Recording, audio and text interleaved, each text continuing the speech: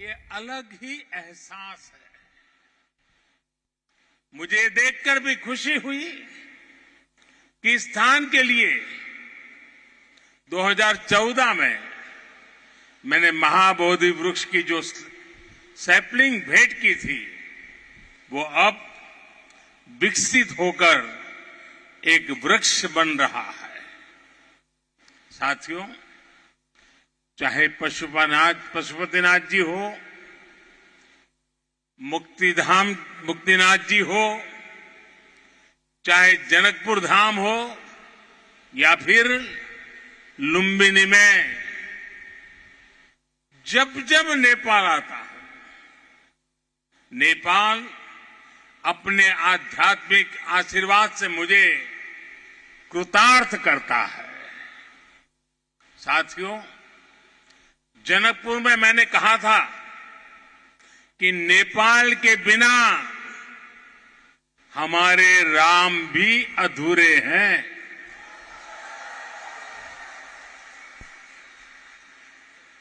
मुझे पता है कि आज जब भारत में भगवान श्री राम का भव्य मंदिर बन रहा है तो नेपाल के लोग भी उतना ही खुशी महसूस कर रहे हैं। साथियों, नेपाल यानी दुनिया के सबसे ऊंचे पर्वत सागर माथा का देश। नेपाल यानी दुनिया के अनेक पवित्र तीर्थों, मंदिरों और मठों का देश। नेपाल यानी दुनिया की प्राचीन सभ्यता, संस्कृति को सहज कर रखने वाला देश। नेपाल आउँदा मलाई कुनै राजनीतिक भ्रमण भन्दा अलग एउटा छुट्टै आध्यात्मिक अनुभूति हुन्छ। भारत और भारत के लोगों ने हजारों सालों से नेपाल को इसी दृष्टि और आस्था के साथ देखा है।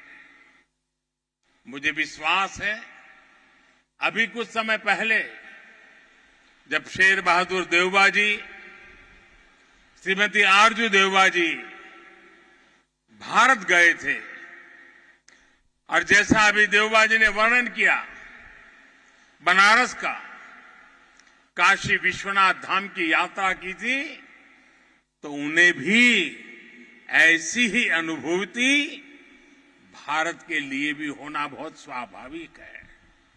साथियों, ये साझी विरासत, ये साझी संस्कृति, ये साझी आस्था और ये साझा प्रेम, यही हमारी सबसे बड़ी पूंजी है।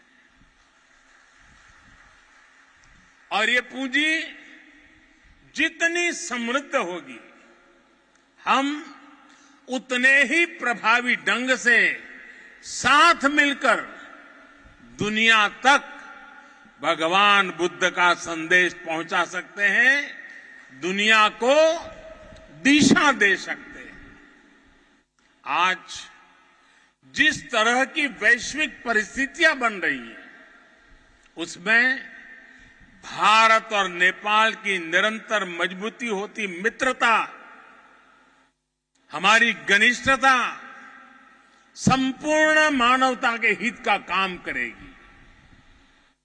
और इसमें भगवान बुद्ध के प्रति हम दोनों ही देशों की आस्था, उनके प्रति असीम श्रद्धा हमें एक सूत्र में जोड़ती है, एक परिवार का सदस्य बनाती है। भाइयों और बहनों, बुद्ध मानवता के सामूहिक बोध का अवतरण है। बुद्ध बोध भी है और बुद्ध शोध भी है, बुद्ध विचार भी है और बुद्ध संस्कार भी है। बुद्ध इसलिए विशेष हैं कि उन्होंने केवल उपदेश नहीं दिए, बल्कि उन्होंने मानवता को ज्ञान की अनुभूति करवाई। उन्होंने महान वैभवशाली राज्य और चरम सुख सुविधाओं को त्यागने का साहस किया।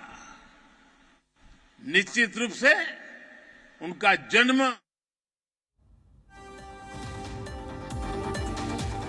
और आपको बता दें कि भगवान बुद्ध की धरती लुम्बिनी पहुंचे हैं प्रधानमंत्री नरेंद्र मोदी। राम मंदिर बनने से नेपाल में भी खुशी है, उन्होंने कहा अपने संबोधन में। और नेपाल में कई संस्कृतियों का समागम है। नेपाल आध्यात्म से आशीर्वाद प्रदान करता है और मुझे अनुग्रहित करता है। मैं जब भी नेपाल आता हूं तो इन सभी जगहों पर जहां पर जिन जगहों का उन्होंने जिक्र किया, चाहे वो राजा जनक की नगरी हो या भगवान भोलेनाथ के पशुपतिनाथ मंदिर का उन्होंने जिक्र किया, और वहाँ की संस्कृति का जिक्र करते हुए भारत और नेपाल मैत्री का भी जिक्र प्रधानमंत्री नरेंद्र मोदी कर रहे हैं।